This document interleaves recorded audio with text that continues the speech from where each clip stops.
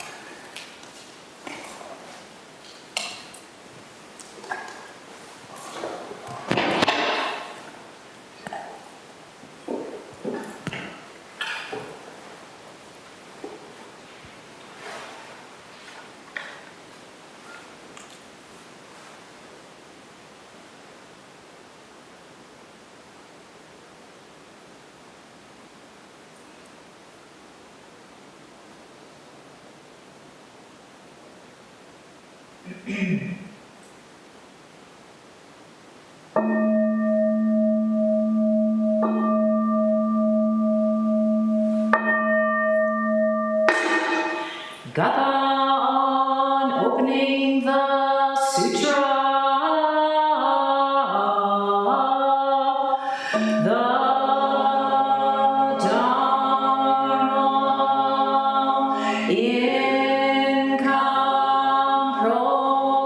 incomparably profound and infinitely subtle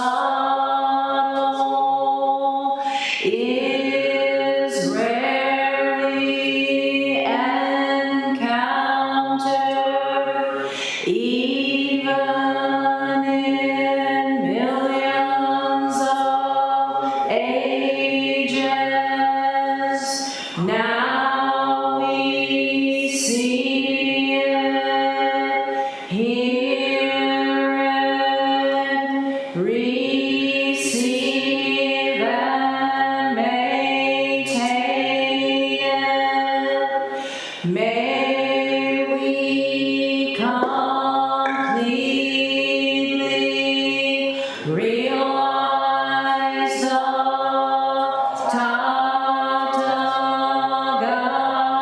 Tathagata's true meaning.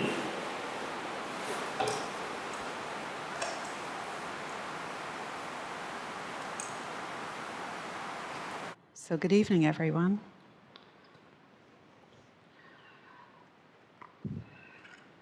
Thank you for coming out on this beautiful summer evening. It's cooling off nicely. as Rinson would say, it's a perfectly serviceable summer evening. You could be doing other things, so thank you for being here. So this week we celebrated Juneteenth. Is this the first time that was a federal holiday? Maybe the second time. You can tell I'm retired. And I looked at some of the news coverage of it, and some of it revolved around teaching in schools, teaching history to embrace the history of slavery, the history of systemic racism, and how we really shouldn't be making our children feel uncomfortable about this, which of course Buddhist ears immediately prick up at this, because Buddhism is founded on uncomfortable truths. It is the basis of the teachings. So I thought it might be interesting to look at dogma, fundamentalism, misinformation, and what a Buddhist perspective on that is. So disinformation, we're all familiar with this, right? The use of half-truths, of non-rational arguments to manipulate public opinion for various ends, usually political, and how this is used to undermine social institutions, to amplify social divisions. And it's usually targeted where there already are divisions, to incite the vision of them and us, separation. And of course, it has real consequences for real people. We saw during COVID, misinformation around COVID, don't wear a mask, don't get vaccinated, it's not real, cost lives. We saw the same thing at the 2016 election, where poll workers were harassed, called, emailed, their addresses posted online, to the point where some people actually had to move. That was the only protection the FBI could give them, was the advice that you probably should just move. So real consequences. And you have to ask, some of this misinformation is just so blatantly false. Why can people not see this? And there's been a lot of research done on this, on fundamental attitudes, that supports there's a cognitive basis to this. That there's a study just done out of London where people who had very dogmatic political attitudes were put in an online gaming environment where information was available to them that would help them win the game, but they actually did not seek out the information or use it, even though it was to their advantage. So there's some cognitive process going on there. So what does Buddhism have to say about this resistance to reality? Well, of course, it has a lot. It has a lot to say about it. So just going back to the central tenets of Buddhism, the Four Noble Truths, the truth of suffering, life is inherently unsatisfactory. The truth of the cause of suffering, I don't want. I want reality to be different than it actually is, and I'm fighting it. The transformation of suffering, and then the path out of suffering. The first practice on that path is right view. And right view is very much seeing things as they are. And I see our visitors are arriving. So I'm going to give them a chance to walk up the long hallway and sit with us.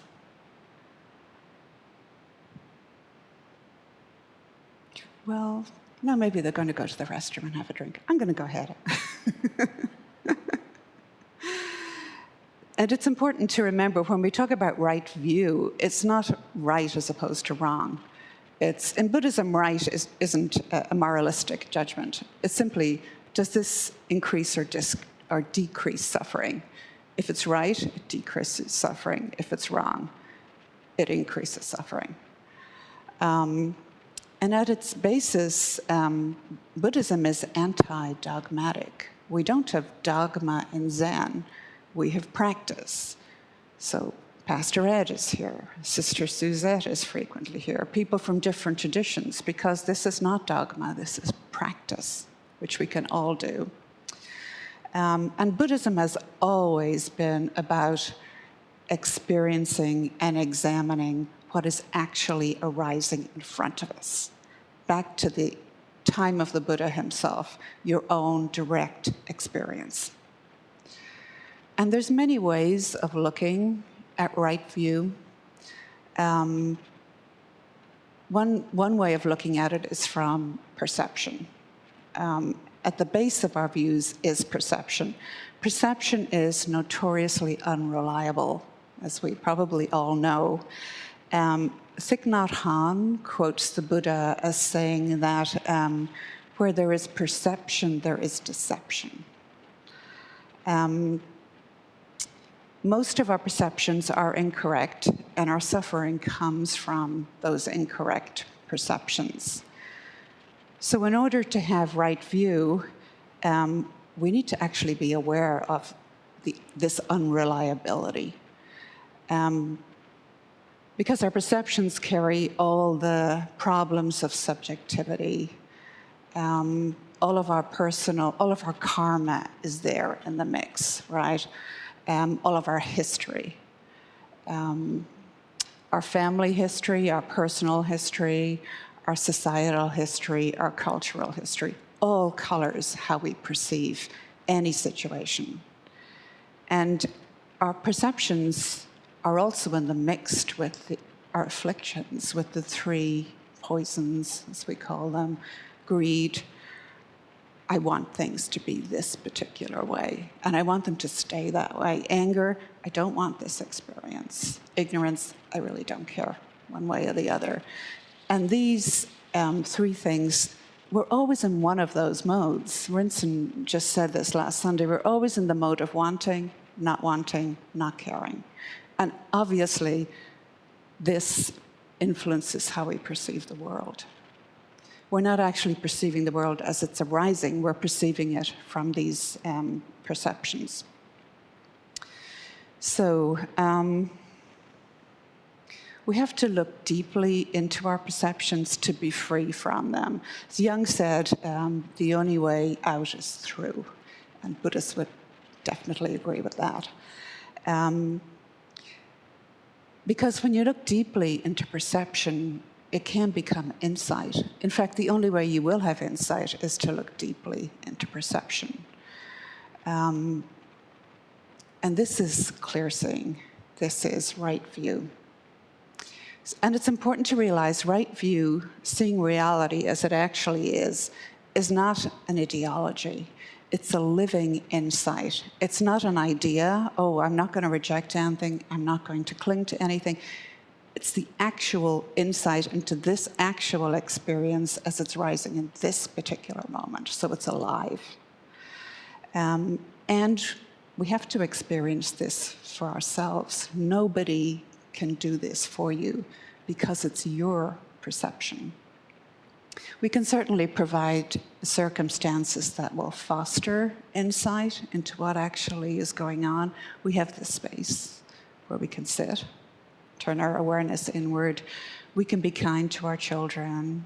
We can foster this in many ways, but we cannot do it for anybody. We all have to do this for ourselves.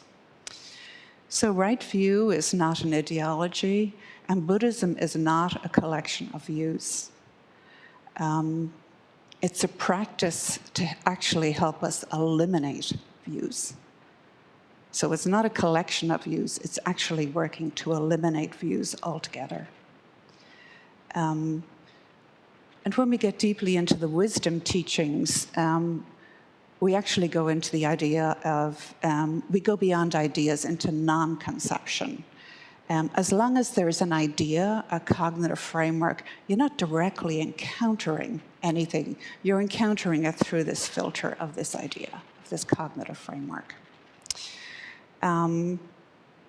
So relatively speaking, in this world of this and that and up and down, there are right views and there are wrong views. Like, if you climb up a tree and fall, you will actually hit the ground. That's a right view in the relative world.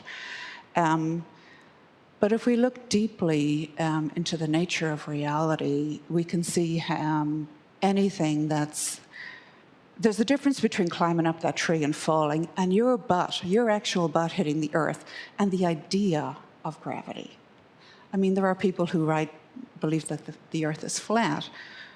You could actually, through direct experience, it's very hard to support that view. But of course, you have to be willing to actually seek out that information and use it. So we can look at right view in a very mundane way, in a very anecdotal way. For instance, if we look at the life of the Buddha, so he was raised in a very sheltered, cloistered palace where he would never encounter anything uncomfortable. It was like, what's happening today happened way back then, 2,600 years ago. I'm going to shelter my child from the uncomfortable aspects of life. But when he finally did leave the palace, he encounters sickness, old age, and death. And the realization that these are true for everybody. We're all going to get sick, we're all going to age, and we're all going to die. So he goes from ignorance of this reality to knowledge to committing to change his life. And honestly, that commitment for him to change his life in the light of what he actually experienced not only changed his life, it changed millions of people's lives. It changed my life 2,600 years later. So that's pretty profound. And as I said, of course, Buddhism is founded on these uncomfortable truths. In our practice, if you did nothing else but accept that you're going to get sick, you're going to age, and you're going to die, and so is everyone you care about, that in itself is a profound realization. As we say in the remembrances, I am of the nature to grow old, I am of the nature to have ill health, I am of the nature to die, and everyone I love and all that I hold dear will be taken from me. This is certainty. There's no getting out of that. And right view is the ability to accept that. It's the ability to encounter that truth, not gloss over it, to actually be with it. That is right view. And of course, that view imparts a profound responsibility, because what's the second part of the remembrances? It's my deeds are my closest companions. I am the beneficiary of my deeds. My deeds are the ground on which I stand. What I do matters, be it in speech, in thought, in actions. What I do matters. And the choice to really stay with this is hard. And the choice to stay with right views is that first step on the path, right view. So another way of looking at right view is in terms of wisdom teachings. In Buddhism, we talk about the 3 marks of existence, or the 3 seals. And these are fundamental descriptions of reality in Buddhism. And the first one is suffering, dukkha. We never need to convince anybody of the truth of suffering. We all have that very direct experience of this. And the word dukkha, the root of it comes from a wheel where the hub is not quite right. So the wheel never turns just right. Reality is my life is never the way I want it. There's always something off. If only I had this, if only I didn't have that, my life would be fine. And you can live your life in that morass of constantly trying to fix it, trying to get what you want, to get rid of what you don't want. And maybe for 1 nanosecond, it'll all line up, but it will change in the next second. And this is the nature of samsara. This is the nature of our suffering, is we're fighting reality all the time. We're trying to manage reality. And, well, obviously that's never going to work out for us. And we all share this experience all the time. The content, Roshi always says, the content of the experience varies. We all have our version of samsara, but he always says it's all samsara, baby, whatever the circumstances are. So the first seal, the first mark is dukkha, suffering. The second mark is impermanence, anicca, everything changes all the time. Again, we don't really have to look very far to see that that is true. You watch the clouds go by, your body heals from a surgery, your body falls apart, day turns to night. In Buddhism, we notice that, and we let impermanence permeate us. We don't resist it. It's like we fully encounter that. The sun sets, a friend says goodbye, a friend dies. We appreciate the beauty of that. We appreciate the beauty of what is actually there. We realize that we will be different tomorrow. We will all be different tomorrow, and that one day we will die. And this is the same for everyone. Suffering is the same for everyone. Change is the same for everyone. And the third seal, the third mark of existence, is non-self, anatta. And this is something that maybe we don't intuitively see. This probably is the hardest of the seals to accept. So we feel it. This is why we pay such exquisite attention to our experience in meditation in our lives. We actually see, I'm different with my children than I am with my parents, than I am with my boss, than I am in a crowd, than I am with myself. I'm the same. It's still this body, right, in the world, but I'm different with all of these people. And you notice that. I notice that when someone criticizes me, my heart just sinks. When someone praises me, my heart rises. And this happens all the time.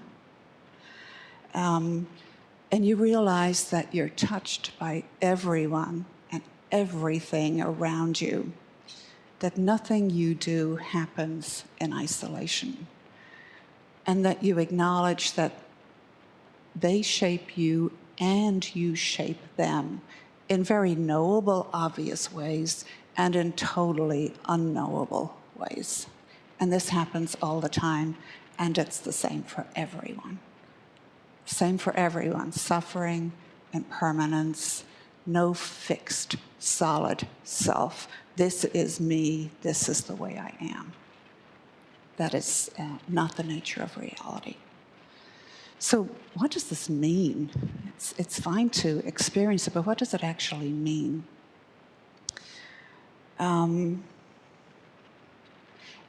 So the truth of reality is there all the time, right? Whether you choose to see it or not. Just like those people playing the online game. The instructions were there all the time. They could have went and looked at them, but they chose not to.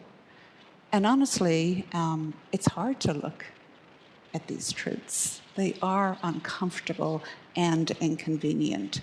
But honestly, you don't need Buddhism to tell you that people want other than what they got, right? That all things arise and pass away, that all things affect other things. You don't need Buddhism to tell you that. You just need to actually be aware of your life. But what Buddhism says is that these things matter. These actually matter. They're not interesting observations or intellectual understandings, no more than breathing is. So our visitors, thank you for being here, just a beginning instruction where they're taught to pay exquisite attention to their breath, to this breath, and this breath, and this breath. And we come into this world on an in-breath, we leave on an out-breath. And you can choose to actually pay attention to your breath during your life. You can live your whole life and never pay attention to it. And it's the same with life, right? You can spend your entire life, I want, I don't care. and fight reality, live in this world of samsara, and never have insight into it. Or you can pay attention. You can pay attention to what is actually happening.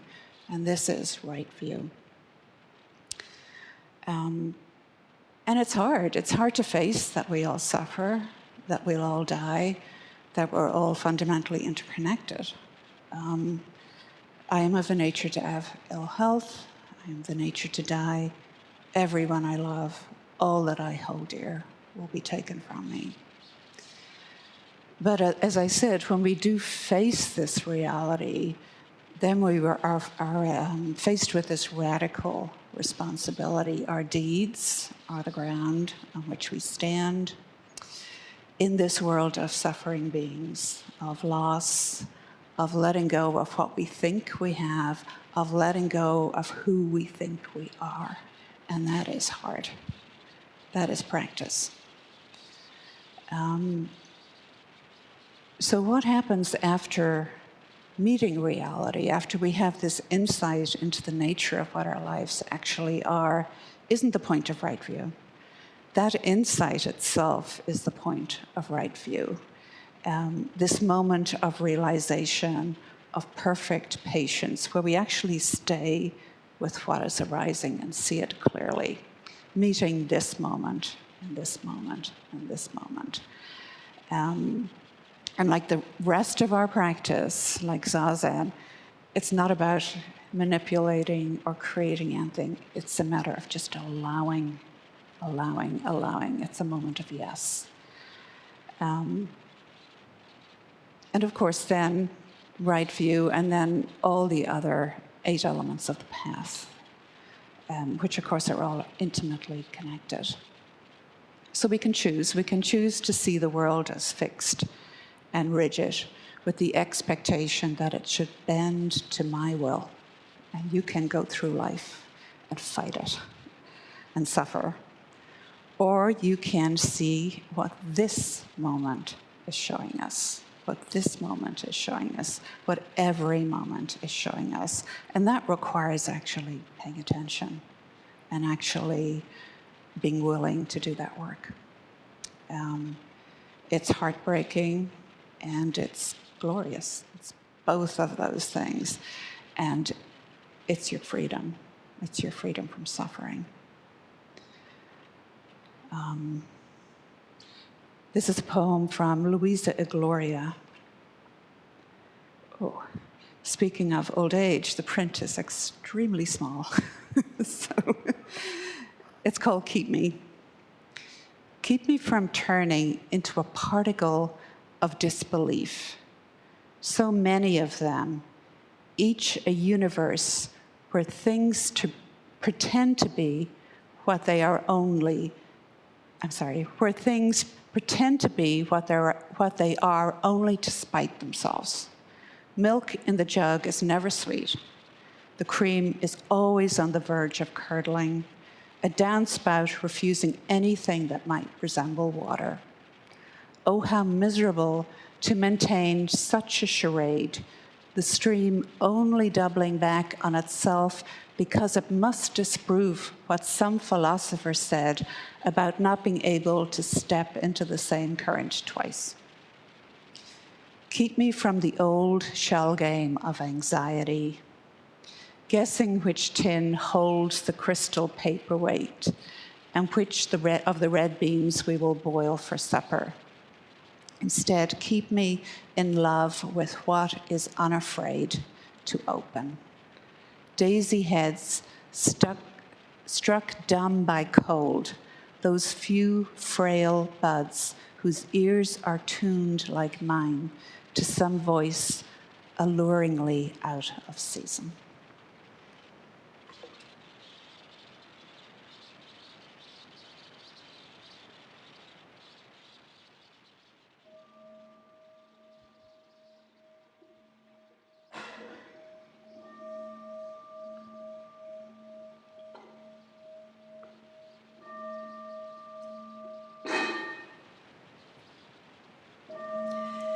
Beings are numberless.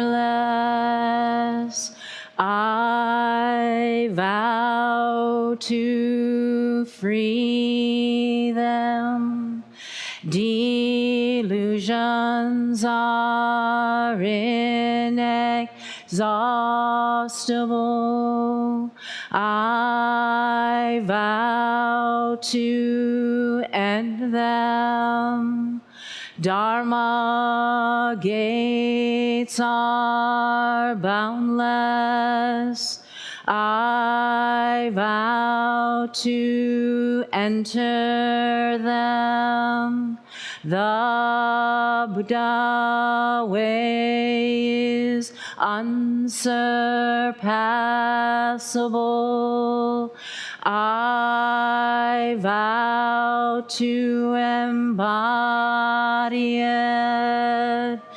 Beings are numberless. I vow to free them.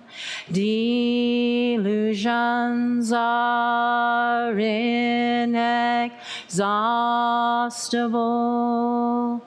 I vow to end them. Dharma gates are boundless. I vow to enter them. The Buddha way is unsurpassable. I vow to embody it. Beings are numberless. I vow to free them. Delusions are inexhaustible. I vow to end them. Dharma gates are boundless. I vow to enter them. The Buddha way is unsurpassable. I vow to embody it.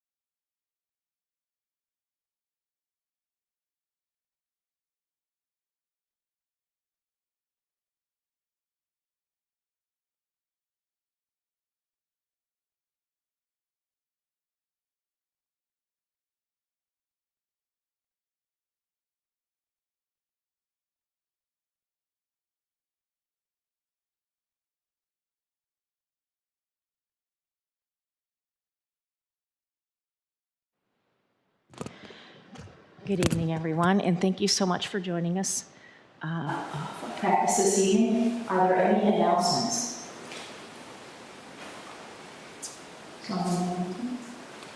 Okay, well, I guess no announcements this evening. Again, thank you for joining us, and please be sure to send them.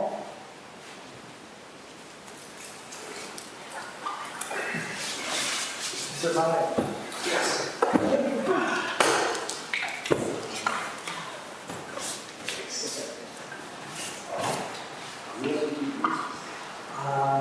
This is like a short virtual order. the passive version or just do up front.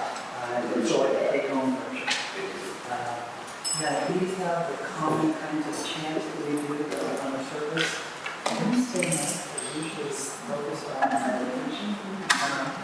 Sundays, when you come on a Sunday, this has a different vibe. So one of the little kids running around, so there's children here, more families. This actually has a here at 90 people in it. On Wednesday nights, it's usually there's 2 periods of meditation on Sunday, there's just one. I would also say that if you come back on Sunday, we also do beginning instruction on Sundays. It actually starts, I think, for a second. The service starts at 10. You can do beginning instruction with the orientation more than once. I did it once. And one of the things that's really nice about going through it again is you'll have a different person telling you kind of the same information, but add a little, or different. And so that can be very helpful. We also do get to talk very much about walking meditation. So we have a little bit more time on the Sunday orientation. Wednesday is very much after we can start. On Sunday, you start at 10, we have a sort of full hour to have your orientations, and then you have a